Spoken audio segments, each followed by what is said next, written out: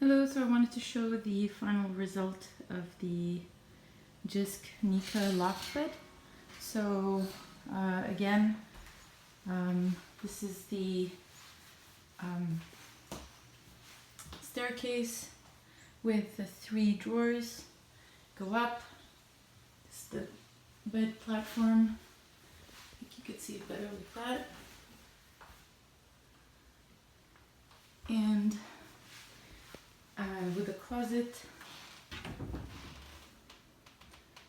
and a desk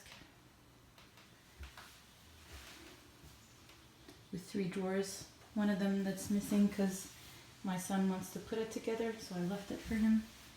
And that's it.